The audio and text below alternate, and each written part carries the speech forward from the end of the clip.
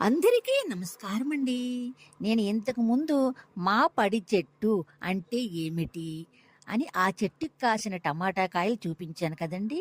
ఆ టమాటా కాయలు కొన్ని కూరల్లో వేసగా ఒక అర కేజీ పళ్ళుతోని టమాటా ఊరగాయ చెయ్యాలని పళ్ళు శుభ్రంగా కడిగి తడి లేకుండా తుడిచి ముక్కలుగా కోసి అందులో కొద్దిగా ఉప్పు కొద్దిగా పసుపు వేసి 3 రోజులు ఊరనిద్దామండి.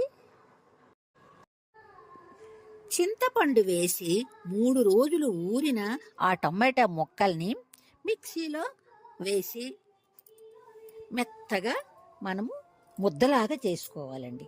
చాలామంది ఏం చేస్తారంటే ముక్కలు వేరుగా ఎండపెడతారు, నీరు వేరుగా ఎండపెడతారు. ఎలాగ చేసినా ఒకటేనండి. మనకు కావాల్సింది పని అంటే ఎక్కువ కాదు కదా, తక్కువ అర కేజీ టమాటా కాబట్టి నేను ఈ విధంగా చేస్తున్నాను. ఎక్కువ అదే ఒక 50 కేజీలు అలాగైతే ఈ విధంగా ముక్కలు ఎండపెట్టి ఆ జ్యూస్ను వేరే ఎండపెడితే మంచి క్వాలిటీతో మంచిగా వస్తుందండి ఊరగాయ. చక్కగా ముద్దలా చేసుకుందాము.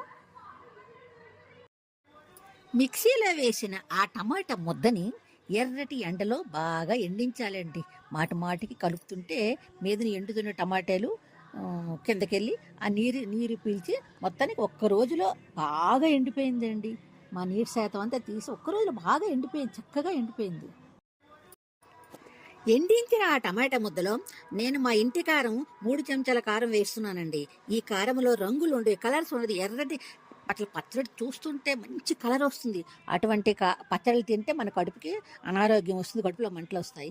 ఈ పచ్చడి ఎంత తిన్నా ఆరోగ్యంగా ఉంటుంది. ఇది ఇంటి కారంతో నేను 3 చెంచాల కారం వేసి బాగా కలిపి పోపు కోసం అన్నీ నేను తయారు చేసుకున్నానండి.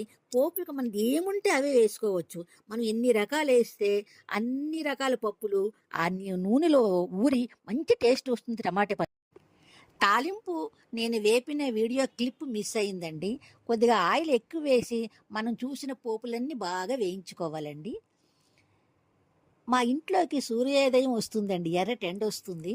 అందులోంచి నేను ఈ వీడియో చేస్తున్నాను. ఈ ఆయిల్ చల్లారిన తర్వాత టమాటా ముద్దలోని ఈ ఆయిలు ఈ పోపులు అన్నీ బాగా కలిపియాలండి. మంచి సువాసనతో మంచి పచ్చడి తయారైంది. కలర్ లేని పచ్చడి, కడుపుకి హాని చెయ్యని పచ్చడి ఈ పచ్చడి. ఎంత తిన్నా అండి టమాటీ లేనిదే టేస్టులు రావు.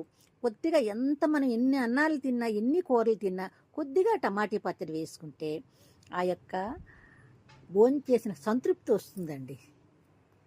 తయారైన పచ్చడిని 2 ప్లాస్టిక్ సీసాల్లో తీస్తున్నానండి.